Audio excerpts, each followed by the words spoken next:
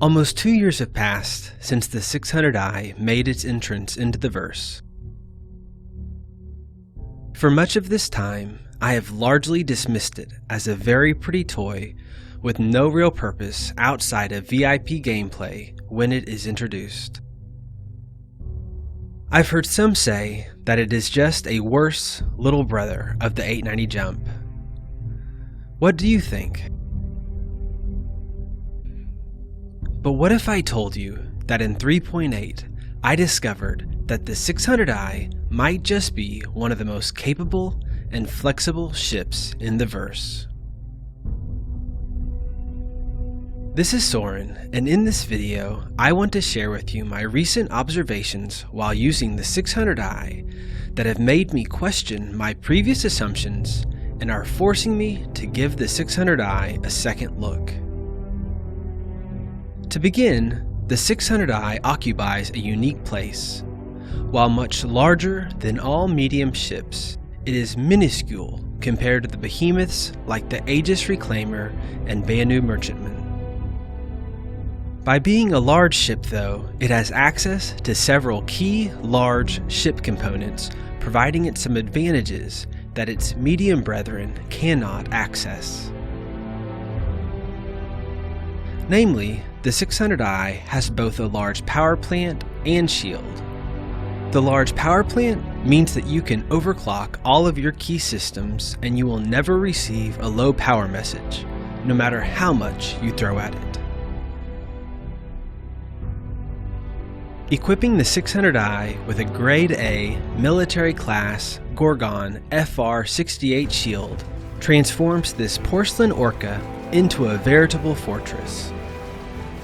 With twice the shield regen rate of almost all other large shields available and near instantaneous regeneration after taking fire, the FR-68 makes the 600i virtually invincible to any amount of fire from traditional energy weapons. You do have to be careful though of NPC ships equipped with ballistic weapons such as Cutlass Blacks, as a swarm of them will bypass your shields and quickly take you down. With its unibody design however, even when it does take damage, it does not easily lose its engines or other critical components, rendering it unflyable and a sitting duck like many of my other favorite ships. On to weapons. With 3 size 5 hardpoints under the control of the pilot, even being soloed, the 600i has teeth. Depending on your preference, you can equip either size 5 fixed guns or gimbaled size 4s, or a combination of each. My preferred loadout for most combat situations is 3 gimbaled Omnisky 4 laser repeaters. This loadout makes quick work of sometimes painfully slow targets to kill, such as Valkyries and Constellations, and with almost 5 kilometers of range, many targets won't even get off a shot before the fight is over. One aspect that I really appreciate about the 600's loadout is the position of a central hardpoint, much like the center gun on the Vanguard series. I find that this gun is particularly accurate and seems to allow for even faster kill times than I get in my Constellation, which has 1 additional size 4 gimbaled gun. One trick that I only recently discovered that has dramatically decreased my time to kill is the ability to select sub-targets on a ship by pressing the 2 key after you already have a target focused. This allows you to destroy critical components such as engines first, which seems to more quickly take down the health of the ship and severely limiting its maneuverability.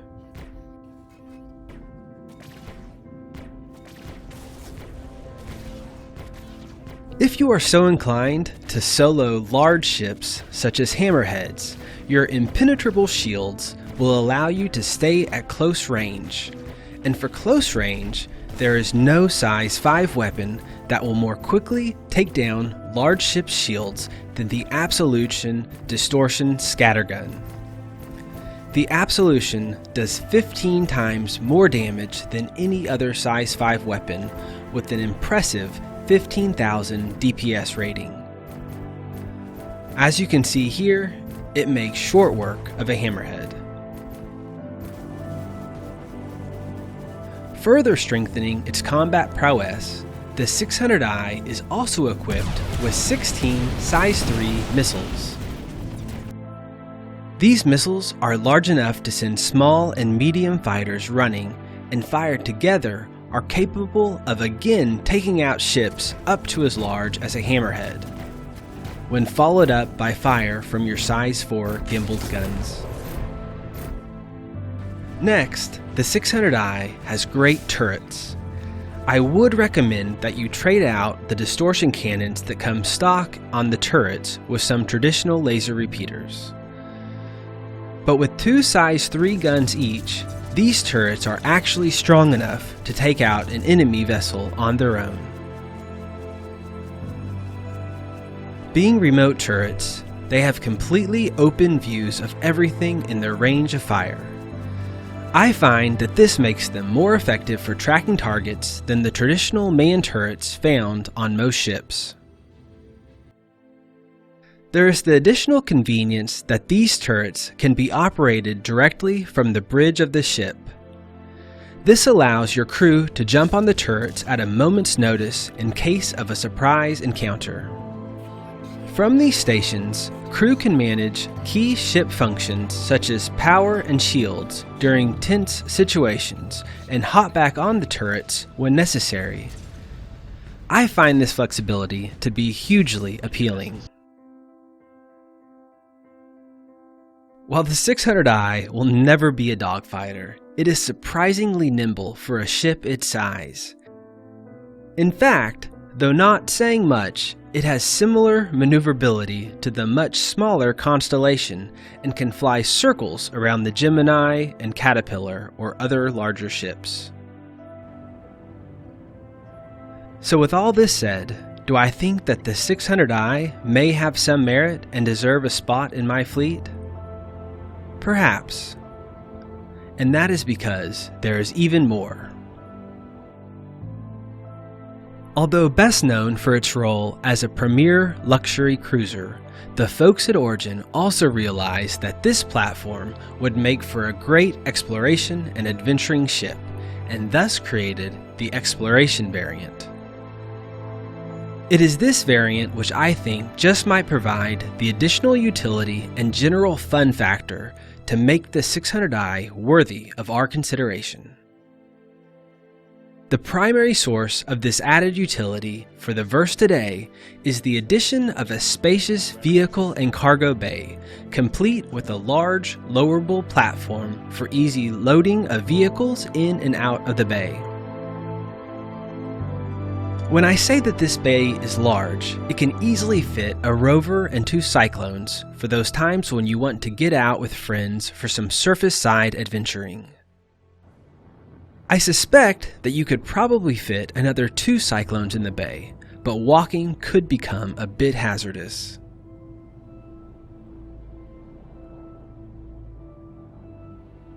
More surprisingly to me, when open, this bay door is large enough to allow easy entry of a Merlin or an Archimedes, allowing you to take a stubcraft for your planet-side adventures. You could even bring a Merlin and several Dragonflys, giving you several exploration options once you reach your unexplored destination.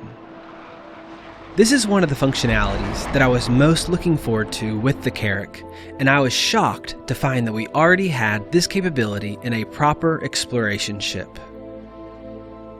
To me, the 600i's ability to carry this many diverse types of craft makes it an incredibly appealing option for taking out with new and veteran players when exploring the verse.